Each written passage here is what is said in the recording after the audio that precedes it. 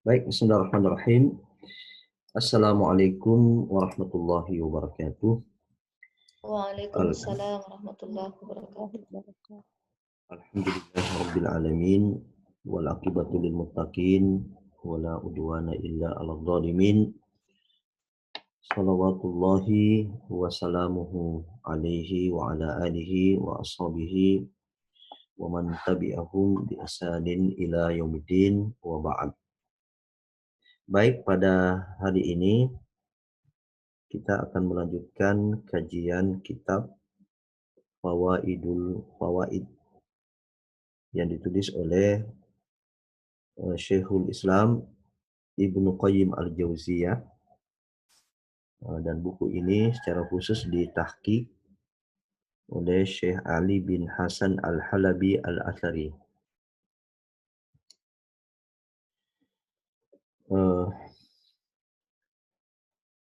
Bahagian ini khusus nanti akan membahas tentang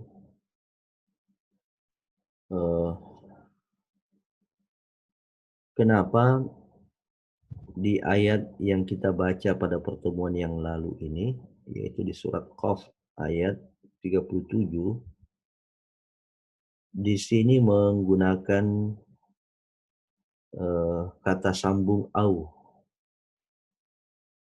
A'udzubillahi minasyaitonirrajim. Inna fi dzalika ladzikra.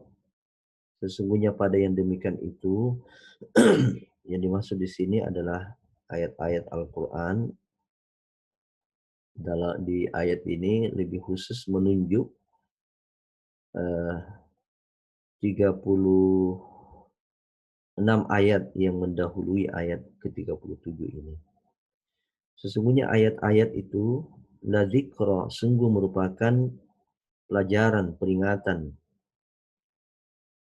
atau mengandung manfaat. Bagi siapa? Liman kana lahu qalbun. Liman kana lahu qalbun. Bagi orang yang memiliki hati.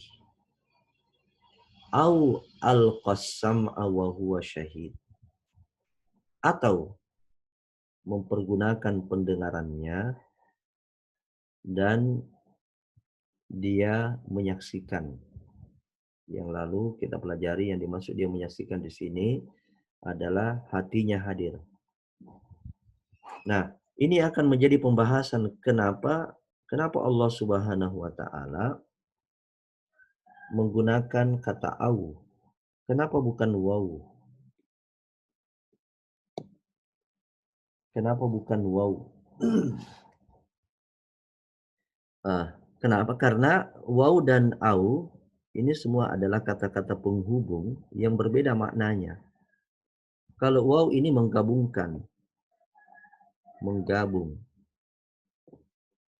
yang dua menjadi satu. Seperti al-qassam'a wa huwa syahid. Menggunakan pendengarannya dan hatinya hadir. Artinya dia bergabung menjadi satu. Sedangkan au itu maknanya adalah memilih. Ya, memilih. Jadi kalau dia ada dua di situ, ada dua pilihan, ya harus satu yang dipilih. Makanya di sini ada istilah syai'ain dalam au allati hiya li ahadis syai'ain wal mawdi'u waw al jama'. La mawdi'u au allati hiya li ahadis syai'ain. Artinya di ayat ini menggunakan kata au. Dia tidak menggunakan waw. Yang maknanya au itu adalah memilih satu di antara dua hal. Memilih satu di antara dua hal. Jadi artinya dua hal yang apa yang di sini dimaksud yang dipilih itu liman kana lahu qalbun au al-qasam'a. Sesungguhnya ayat-ayat Al-Quran itu bermanfaat, akan memberikan pengaruh dalam bentuk pelajaran, dalam bentuk peringatan keras. Bagi siapa yang bisa mengambil itu pelajaran, peringatan, manfaat. Bagi siapa yang bisa mendapatkan pengaruh Al-Quran itu? Bagi orang yang memiliki hati.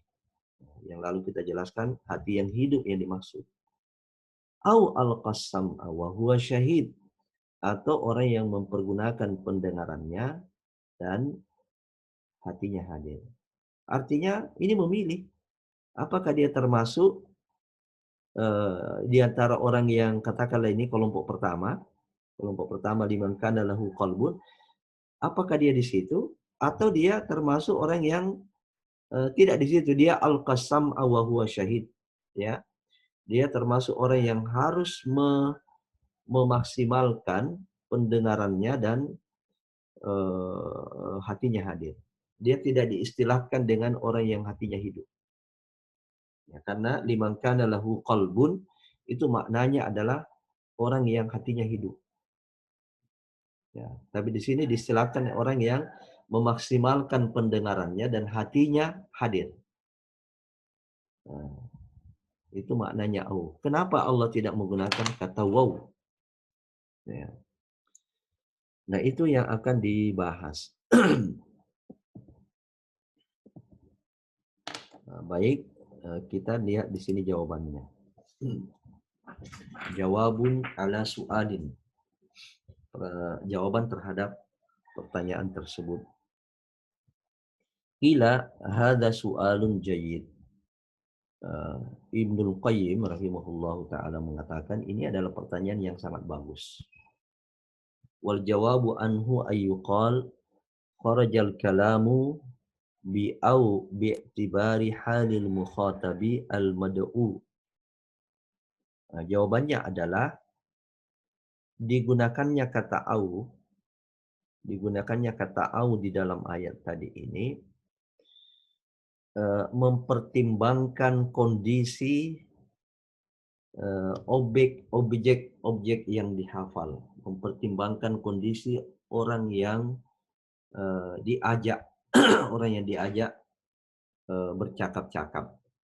Maknanya di sini adalah Allah mempertimbangkan kondisi hambanya yang diajak bicara itu lewat ayat-ayatnya.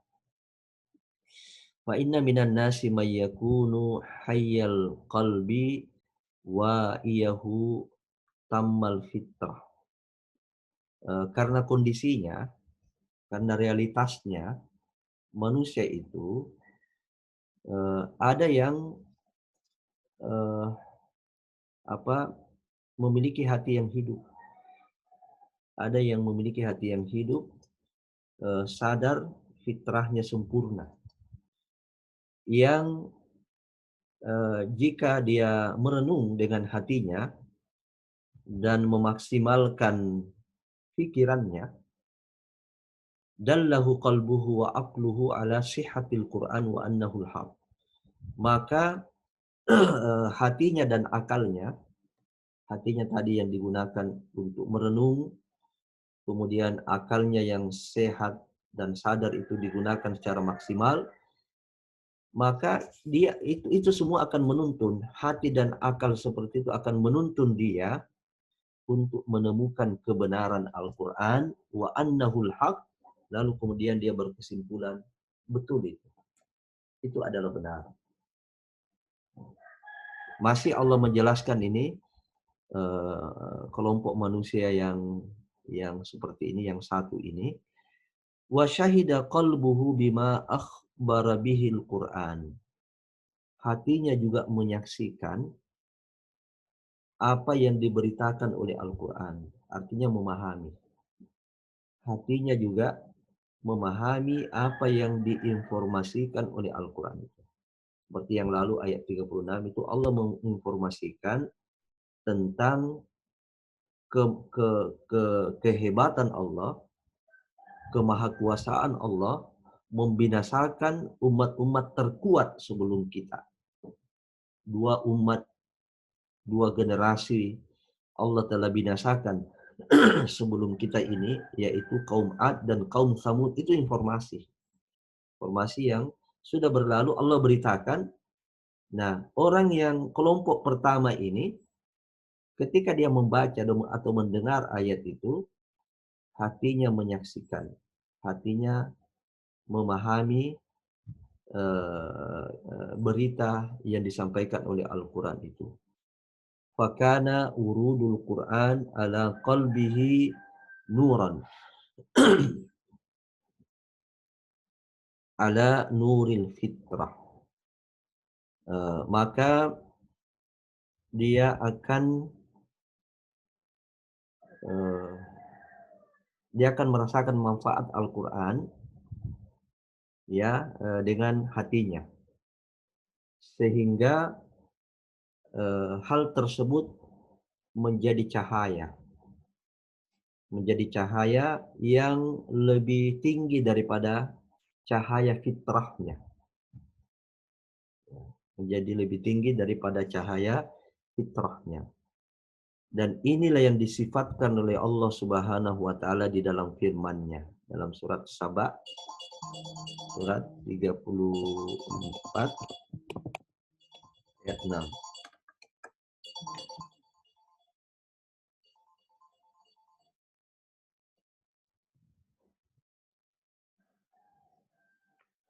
Ya.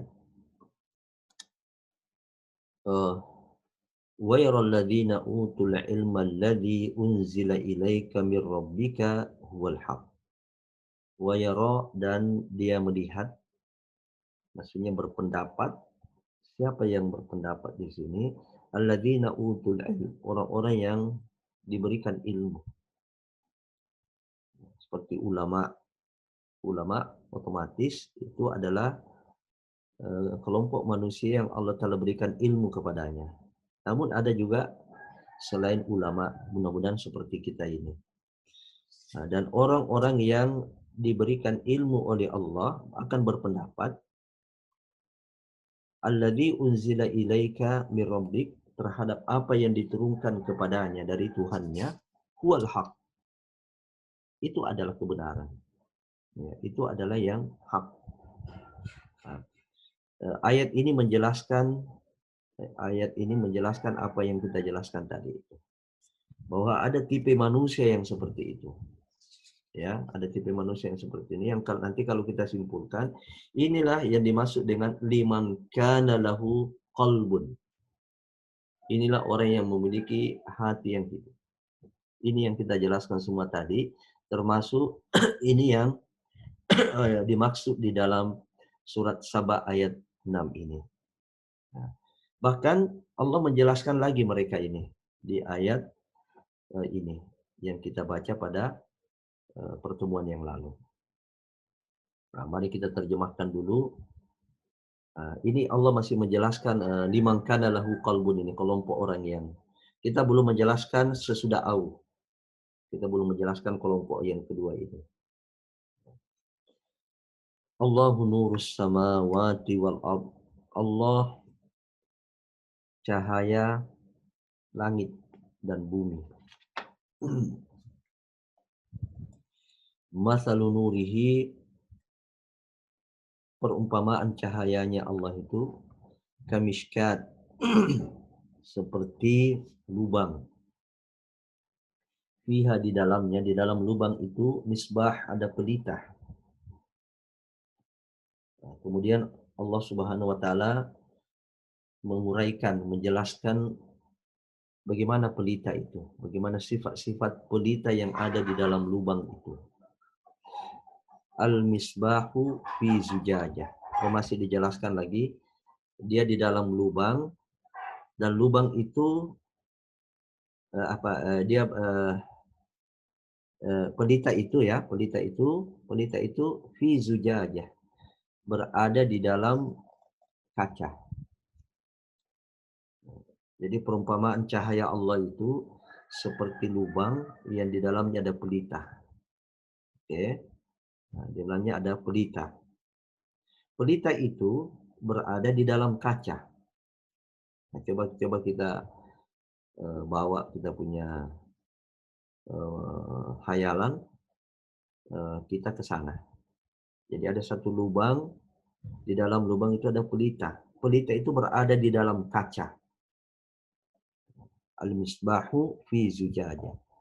Az-zujajatu ka'annaha kaukabun durriyyu yuqadu min syajaratin murah. Az-zujajah, kaca itu, ka'annaha kaukabun, seperti bintang durriyun yang berkilau. Jadi kaca yang di dalamnya itu ada pelita, itu seperti bintang gemintang yang berkilau. Yuqadu, yang dinyalakan. Yang dinyalakan, maksudnya pelita itu sudah kembali lagi kepada pelita tadi, yang dinyalakan dari min syajaratin mubarakah, dari pohon yang diberkahi.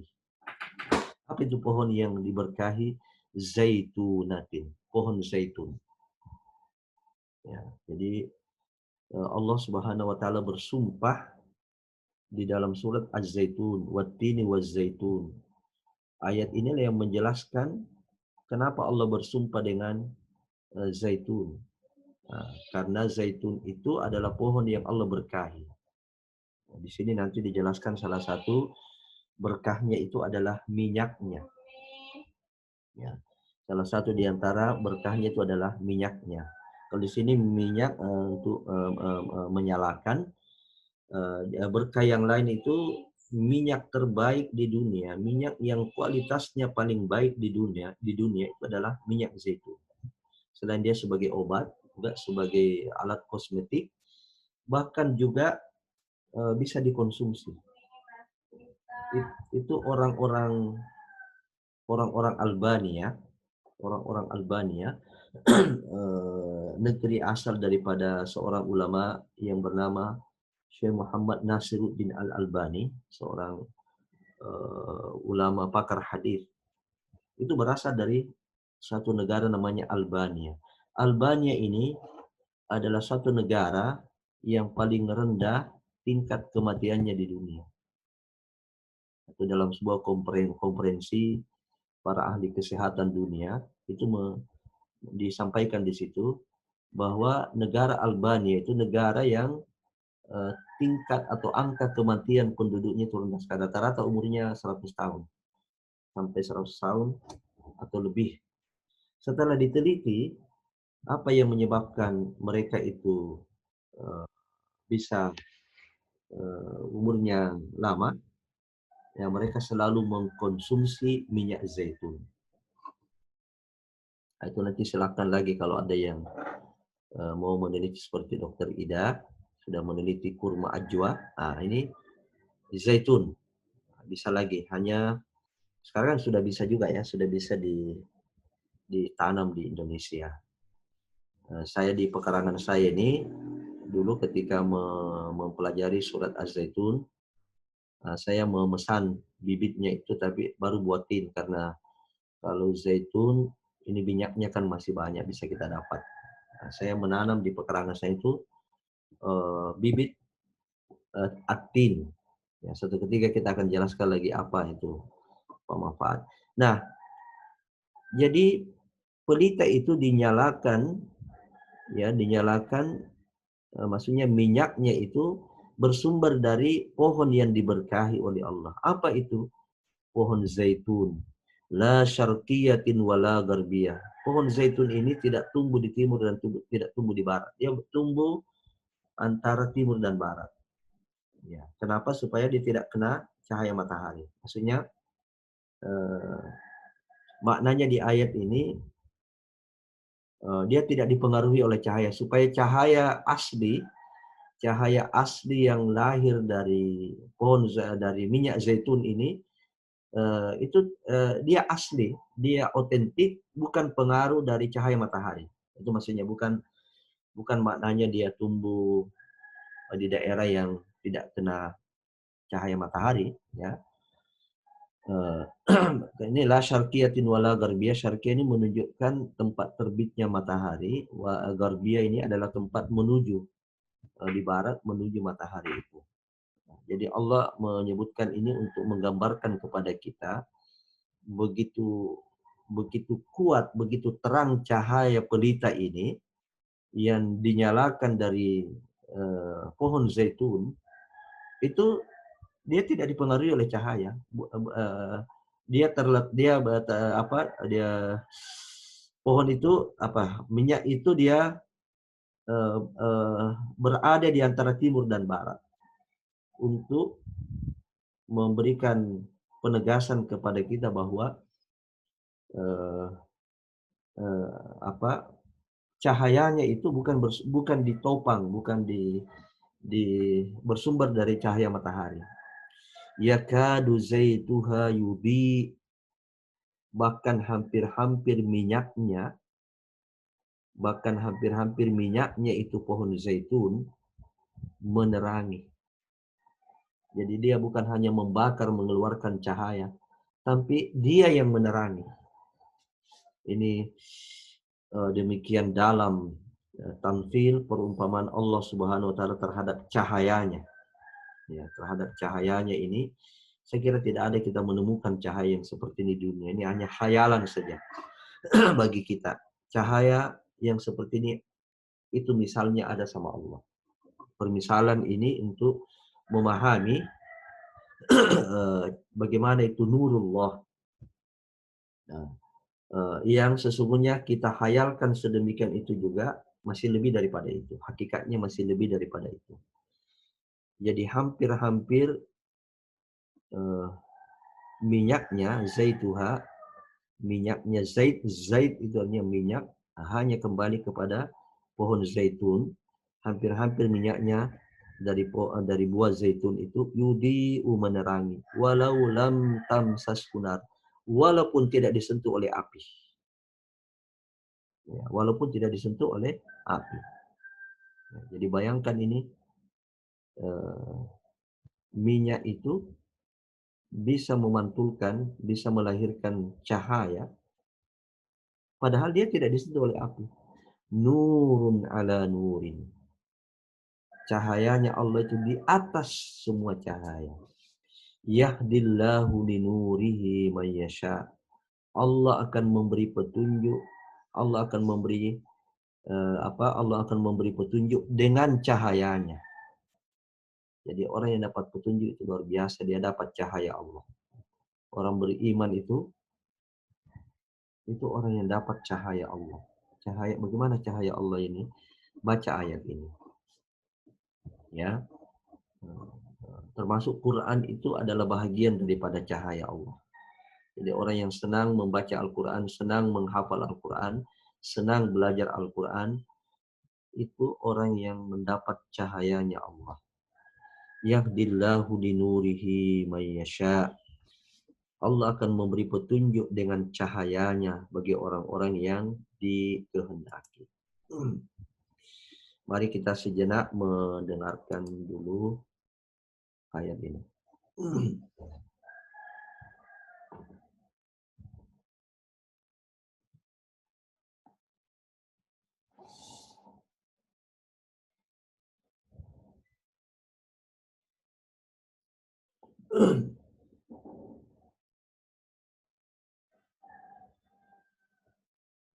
Tidak ada suaranya, Ustaz. Oh, dari suaranya.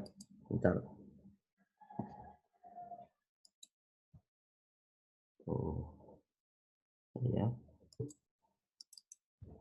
Mari kita dengarkan firman Allah Subhanahu wa taala.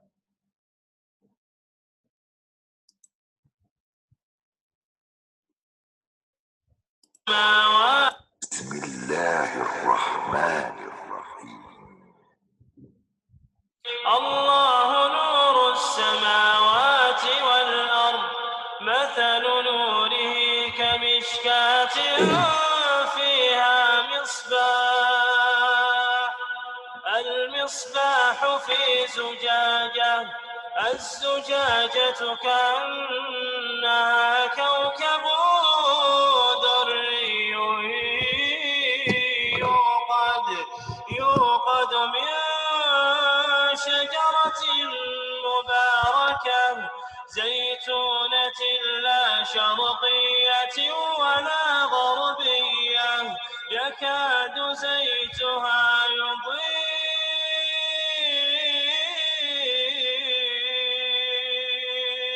ولو لم تمسسه نار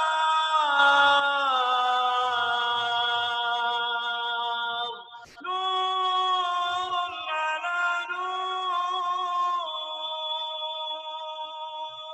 نور على نور، نور على نور،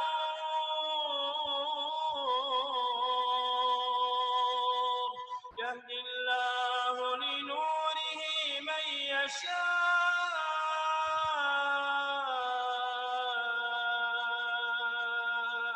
ويضرب الله الأمثال للناس،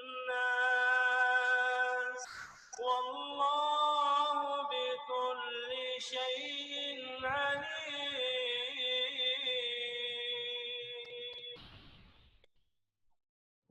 Baik, kita lanjut. Nurun, nurun nur ya, cahaya dari cahaya. Yang dimaksud tadi itu cahaya di atas cahaya, nurun ala nurin, itu adalah cahaya wahyu. Fahadha nurul fitrah ala nuril wahyi. Jadi cahaya wahyu yang berada di atas cahaya fitrah. Jadi fitrah itu rupanya juga disebut sebagai cahaya. Bisa didengar sampai sekarang? Bisa, Ustadz. Bisa. Ya, jangan sampai saya bicara terus tidak kedengaran. Jadi fitrah itu juga disebut sebagai cahaya. Apa itu fitrah? Fitrah itu beberapa kemampuan yang dimiliki oleh manusia yang diperoleh sejak lahir. Jadi beberapa potensi-potensi kebaikan, baik itu duniawi maupun diniyah, baik bersifat dunia maupun agama, yang didapatkan oleh setiap manusia yang lahir ke muka bumi ini. Fitrah agama itu memang sudah Allah sudah berikan pada saat manusia dihidupkan di dalam rahim ibunya. Dalam surat Al-A'raf, surat ke-7 ayat 172 itu Allah sebutkan.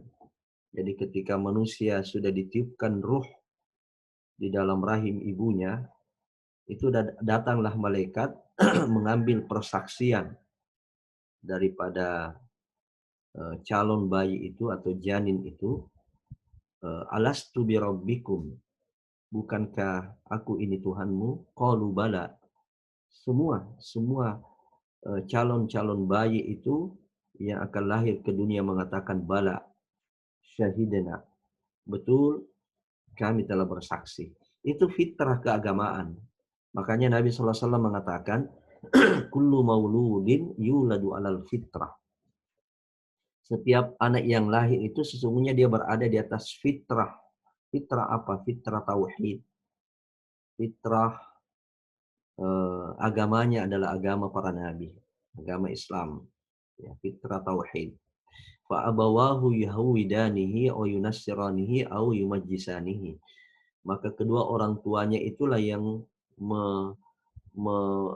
meyahudikan dia, menasranikan dia, memajusikan dia. Itu menunjukkan faktor yang bisa menyebabkan fitrah kita ini tertutup, itu adalah kedua orang tua. Kalau kedua orang tuanya baik, soleh, maka fitrahnya itu akan terjaga. Tapi kalau kedua orang tuanya itu tidak soleh, maka dia akan rusak, dia akan tutupi itu fitrah. itu fitrah diniyah. Ada namanya fitrah duniawiyah. Fitrah dunia itu seperti kemampuan-kemampuan manusia yang diperoleh tanpa melalui proses belajar mengajar. Seperti bayi menetek, menangis ketika dia lapar. Ada fitrah lagi, fitrah kecenderungan manusia kepada lawan jenis. Itu fitrah duniawi semua. Ya. Nah, fitrah manusia itu merupakan cahaya, tetapi cahaya wahyu itu di atas dari segala cahaya. Nurun ala nur. Cahaya wahyu itu di atas dari semua cahaya. Karenanya orang yang memelihara fitrahnya sampai dia bertauhid, lalu kemudian mempelajari Al-Quran, itu sudah nurun ala nur. Ya, karena Al-Quran itu adalah cahaya, dia sudah memiliki cahaya fitrah keimanan, fitrah tauhid, lalu kemudian dia mempelajari Al-Quran, maka itu sudah nurun ala nurin. Wa hadha halu sahibil qalbi al-hayyi al-wa'i. Inilah kondisi pemilik hati yang hidup dan sadar itu. Yang dimaksud itu adalah liman kana lahu qalbun. Itu yang dimaksud. Nah, ini sudah Ibnul Qayyim sudah membahas ini semua di dalam masalah-masalah ini, rahasia-rahasia dan pelajaran-pelajaran tentang hati dan cahaya ini di dalam sebuah bukunya Ijtima'ul Juyush Al-Islamiyah ala Ghazwil Mu'attilah Al-Jahmiyah. Ada buku beliau yang judulnya tadi itu. Fa sahibul qalbi yajma'u baina qalbihi wa baina ma'anil Qur'an. Pemilik daripada hati tadi itu, liman kana lahu qalbun, itu telah mengumpulkan di hatinya cahaya makna-makna Quran ini. Jadi pemilik hati ini telah mengintegrasikan nilai-nilai Quran itu di dalam hatinya, di dalam jiwanya. Jadi terintegrasi nilai-nilai itu di dalam jiwanya. Itulah yang menjadi cahaya di dalam kehidupannya. Wa yajiduha ka'annaha qad kutibat fihi. Maka akan ditemukan seolah-olah ayat-ayat Al-Quran itu tertulis di dalam hatinya.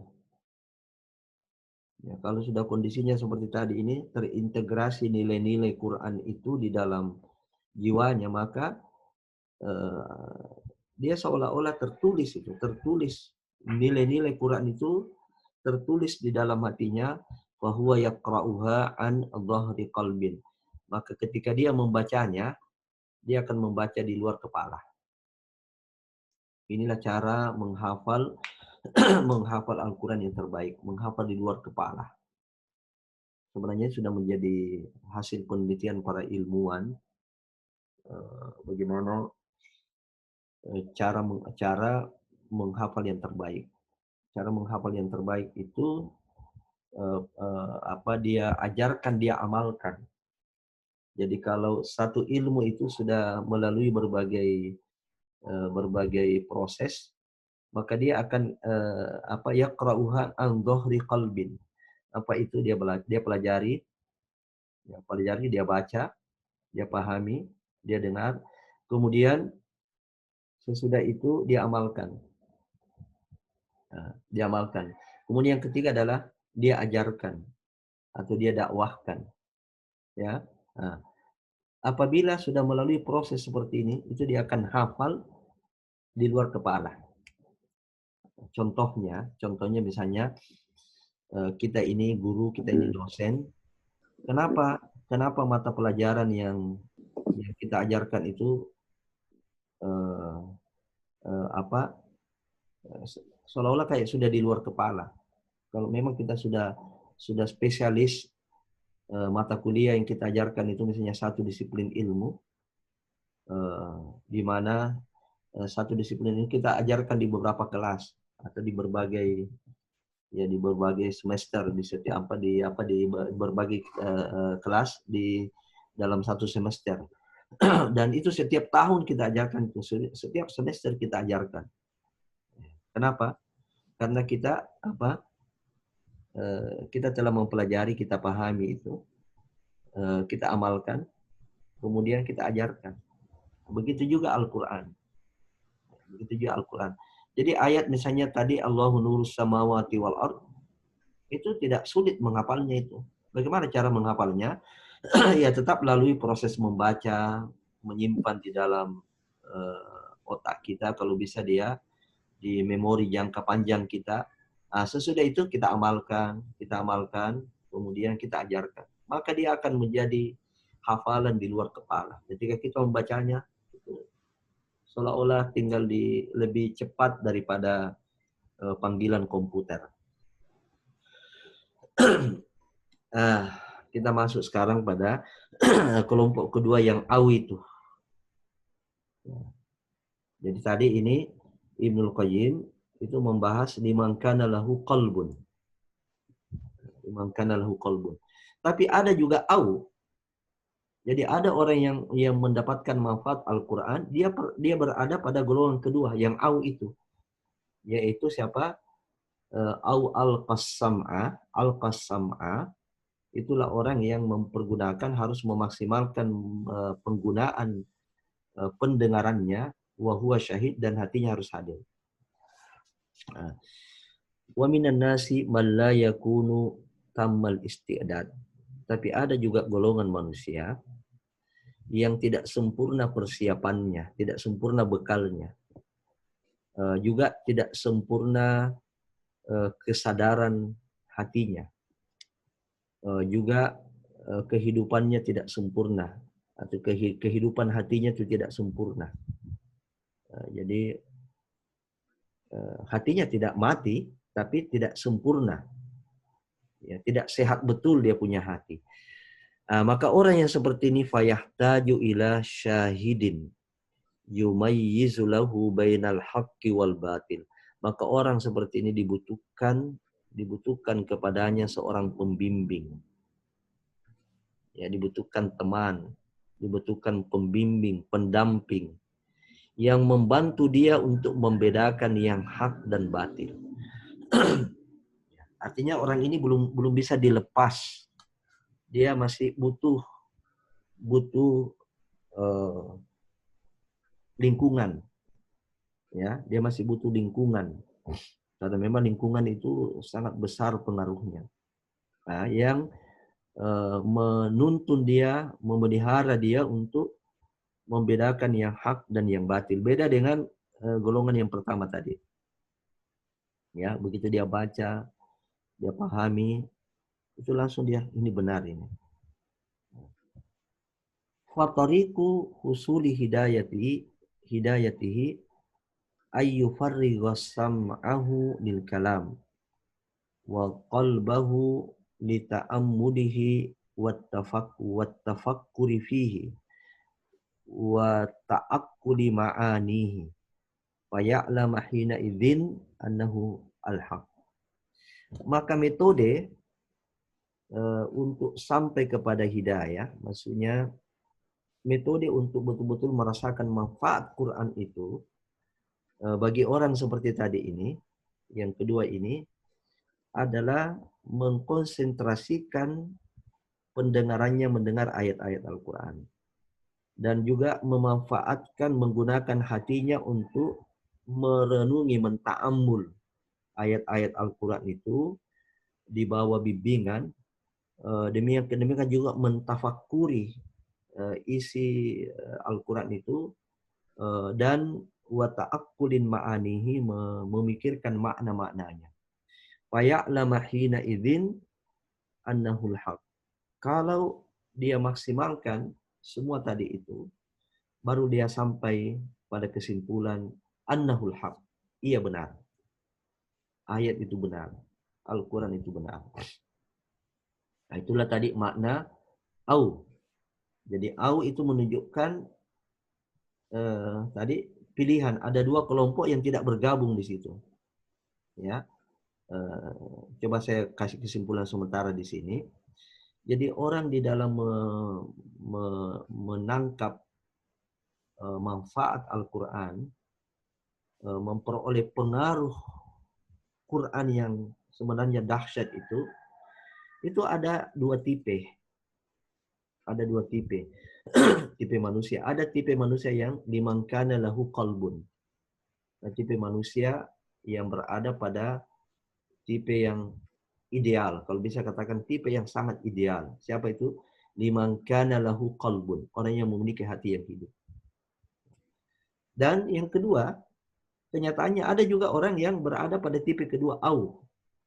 Jadi adanya au nanti ini itu menjadi bahan muhasabah bagi kita ini, apa kita termasuk di kelompok pertama atau kelompok kedua? Ya, alhamdulillah kalau kita masuk di dalam kelompok itu masih berada di atas rel kebenaran.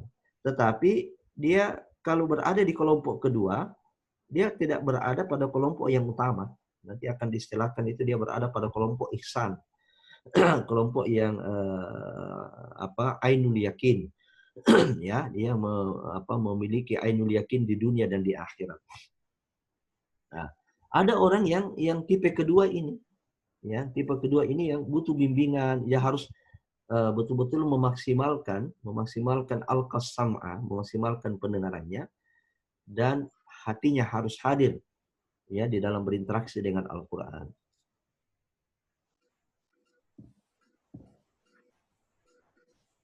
Bentar ya.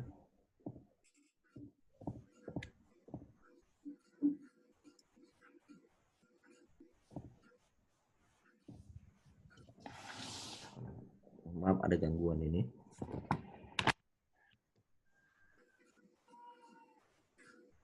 Ya. Baik, mana tadi? Fal awal ini Ibnul Qayyim sudah mulai membuat kesimpulan. Fal awal, jadi kelompok pertama adalah halu man ra'a bi ainihi ma du'iya ilaihi wa ukhbira bihi. Kelompok orang yang kondisinya dia bisa melihat dengan mata kepalanya apa yang diserukan kepadanya dan apa yang diinformasikan kepadanya dari Al-Quran. Dia bisa melihat dengan mata kepalanya. Jadi seolah-olah kayak dia lihat itu, bahkan sesuatu yang gaib pun itu seolah-olah nanti dia lihat. Nanti akan dijelaskan di belakang lagi. Jadi kayak misalnya diinformasikan kepadanya tentang ayat-ayat surga. Itu kayak dia lihat itu surga. Dia lihat itu apa? Pohon-pohonnya seperti ini. Kemudian jaminan-jaminannya, jenis-jenis kenikmatan dalam surga itu kayak dia lihat itu. Kalau diceritakan kepadanya neraka, kayak dia lihat itu neraka. Sehingga membuat dia takut. Itu kelompok yang pertama, yang liman kana lahu qalbun. Watsani haluman alima sidqal mukhbir wa tayaqqanahu wa qala yakfini khabruhu fahuwa fi maqamil iman. Kelompok yang kedua, kelompok yang kondisinya dia mengetahui, membenarkan dan meyakini apa yang dia baca itu. Apa yang didengar itu kalau misalnya dia dengar. Dia meyakini, dia membenarkan dan meyakini itu. Lalu kemudian berkata, yakfini khabruhu. Cukuplah beritanya. Artinya mungkin dia tidak langsung bisa mengamalkan. Ya, dia cukup hanya sampai pada tingkat meyakini, membenarkan dan meyakini. Dia belum betul-betul memiliki kekuatan untuk mengamalkan itu. Fahuwa fi maqamil iman. Maka orang ini berada pada maqam, pada kedudukan atau level baru pada level iman. Wal awal fi maqamil ihsan. Adapun yang pertama tadi, kelompok pertama, dia berada pada maqam al-ihsan, dia berada pada level ihsan. Kan begini. Dalam hadis Jibril, hadis tentang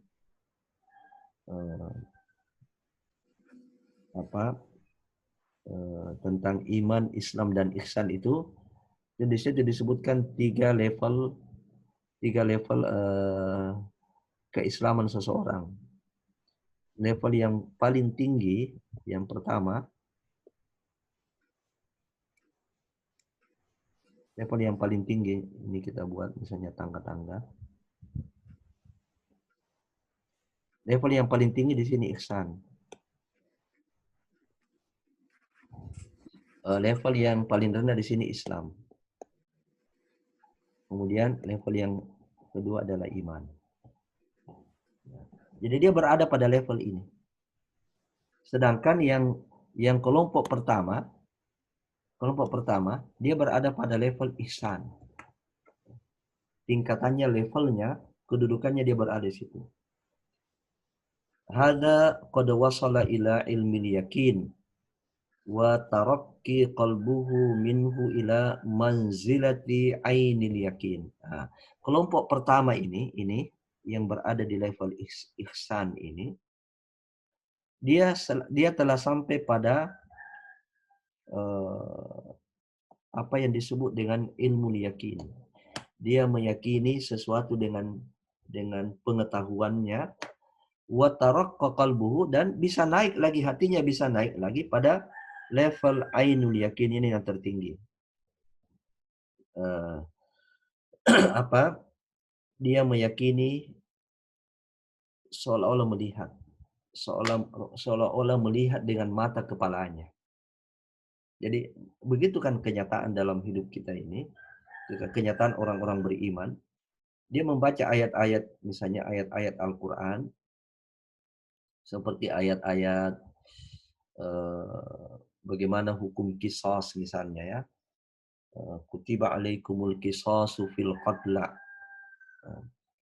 Wahai orang beriman, diwajibkan kepada kamu untuk memperlakukan hukum qisas. Hukuman setimpal dari perbuatannya. Itu berlaku dalam hukum pidana. Al-hurru bil hur, an-nafsu bin nafs, dan seterusnya. Orang yang dibunuh, hukumannya dibunuh juga, itu namanya qisas. Hukuman setimpal dengan perbuatan orang yang melakukan pelanggaran itu. Wal uzun bil uzun, orang yang melukai telinganya, orang dilukai juga telinganya. Allah menutup ayat itu, sesungguhnya pada hukum qisas itu hayatun li ulil albab. Ada kehidupan bagi orang-orang yang memiliki akal. Nah, orang yang berada pada level ihsan ini, dia sudah tahu itu. Dia yakin karena dia sudah tahu. Itu ilmu yakin. Nah, kemudian dia bisa naik lagi pada level ini. Dia bukan hanya mengetahui, tapi seolah-olah melihat itu. Seolah-olah melihat itu kebenaran akan hukum qisas itu. Atau tadi kita menggunakan pendekatan yang gaib ya, tentang neraka. Dia yakin ada neraka. Dia tidak ingkari ada neraka itu. Tetapi dia naik lagi ke level berikutnya, seolah-olah dia melihat itu neraka. Seolah-olah gimana orang yang disiksa di neraka itu, seolah-olah dia lihat. Itu yang disebut dengan ainul yakin. Wa dzaka ma'ahu at-tasdiq al-jazim alladhi kharaja bihi minal kufri wa dakhala bihi fil Islam. Nah, kelompok yang kedua dia hanya sampai pada tingkat ini. Yang membenarkan dan meyakini. Ya, dia membenarkan dan meyakini kharaja bihi minal kufri, dia keluar dari wilayah kekufuran, jadi dia tidak kufur. Wa dakhala bihi fil Islam, dan dia tetap masuk dalam kelompok keislaman. Tapi dia hanya pada tingkat ilmu yakin. Dia hanya sampai di situ.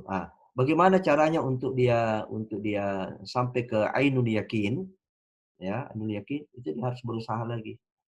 Dia harus bermujahadah lagi untuk sampai pada tingkat itu. Nah, ainul yakin itu terbagi dua. Wa ainul yakin naw'an, ada dua. Ada dua ada dua tempat.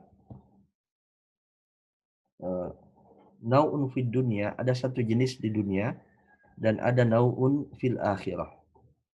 Ada satu lagi di akhirat.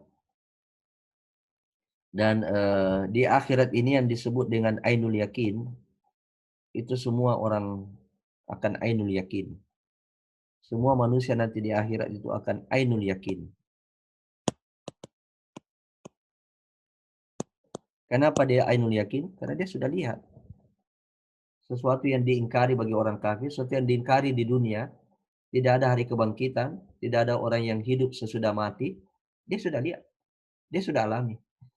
Yang neraka yang sering diceritakan dalam Al-Quran itu, dia sudah lihat. Ya, bagaimana penyiksaan itu, bahkan dia sendiri mengalami. Jadi semua nanti orang di akhirat itu ainul yakin. Nah, dan ada juga orang yang memiliki ainul yakin di dunia. Nah, inilah pemiliknya siapa ini? Liman kana lahu qalbun. Dia melihat itu. Dia yakin itu seolah-olah dia melihat. Walhasil fid dunia nisbatu, ini tadi maknanya kita singkat saja, bahwa tipe orang yang liman kana lahu qalbun itu, dia ainul yakinnya bukan hanya di akhirat, tapi di dunia juga. Ketika diceritakan wa ma akhbarat bihi rusulu minal ghaibi yu'ayanu fil akhirah bil absar wa fid dunya bil basair. Nah, ketika para rasul menceritakan perkara-perkara gaib seperti surga, seperti neraka, dia melihat seolah-olah melihat dengan mata kepalanya. Ya, yang di akhirat itu tidak ada lagi orang yang tidak memiliki ainul yakin. Mudah-mudahan kita semua ini juga termasuk di antara itu, orang yang Allah menganugerahkan satu cahayanya, yaitu ainul yakin. Ketika kita membaca ayat-ayat Al-Quran, kita mendengar dijelaskan ayat-ayat Al-Quran itu, kita berada pada level ihsan, kita berada pada level ainul yakin, dan juga kita termasuk dari surat Qaf ayat 37 itu, liman kana lahu qalbun. Itu maknanya au. Nah, ini yang saya sering sebutkan dari awal ini. Ibnu Qayyim di sini kehebatannya beliau. Menjelaskan saja au itu sudah satu pelajaran. Mari kita ambil kesimpulannya.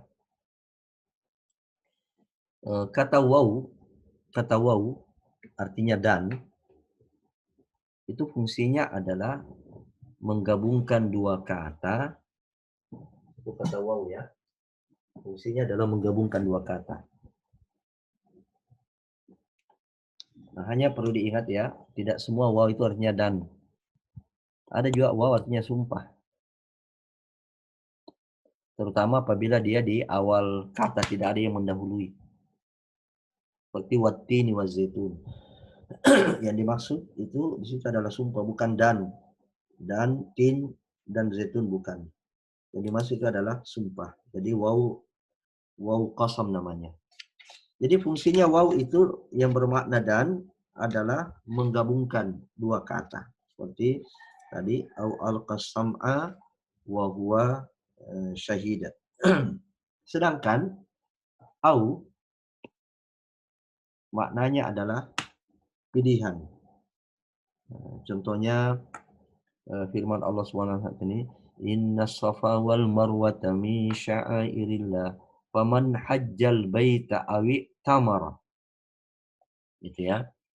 Sesungguhnya Safa dan Marwah itu adalah syiar-syiar Allah, tanda-tanda kekuasaan Allah Subhanahu wa taala, di mana kita diperintahkan untuk melakukan sa'i itu dia di dua bukit ini, Safa dan Marwah. Waman hajjal baita, barang siapa yang berhaji, awit tamara, ya, awit tamara, atau dia berumrah, fala junaha alaihi ayat tawafa bihima.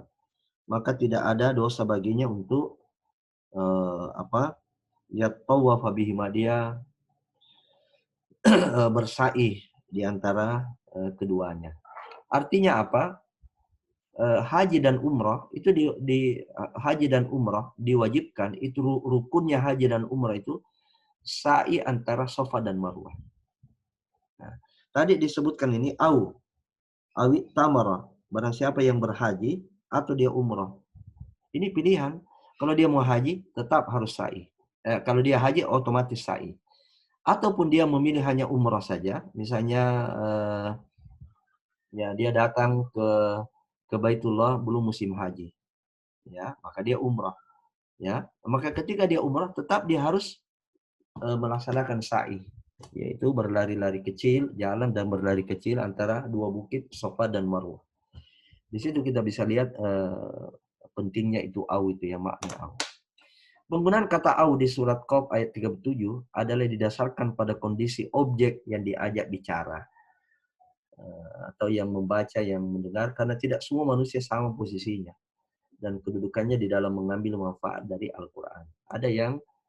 Ada yang kondisi liman kana lahu qalbun, ada orang yang berada pada au al-qasam wa huwa syahida.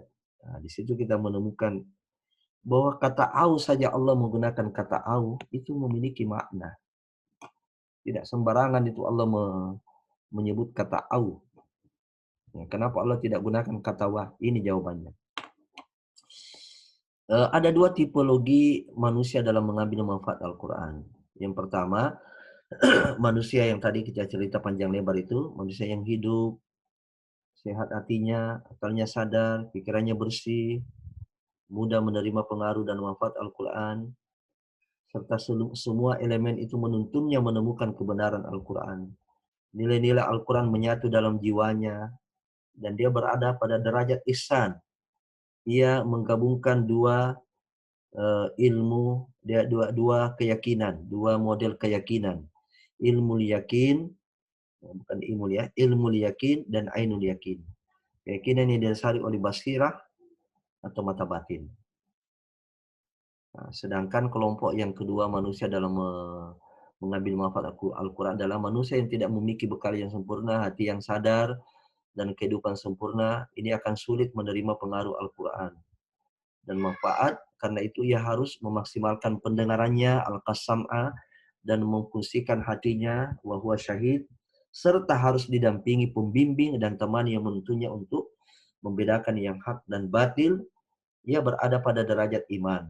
Ia hanya memiliki ilmu yakin di dunia, dia tidak memiliki ainul yakin. Dia belum memiliki ainul yakin. Cahaya wahyu lebih tinggi daripada cahaya fitrah. Itulah makna daripada nurun ala nur. Bagi manusia di tipologi A, memiliki dua wilayah ainul yakin, yaitu di dunia dan di akhirat. Sedangkan ainul yakin bagi tipologi manusia B, yang kedua, hanya di akhirat. Contohnya pada ayat-ayat tentang perkara gaib, surga, neraka, dan fenomenanya. Demikian yang dapat kita kaji pada pertemuan hari ini.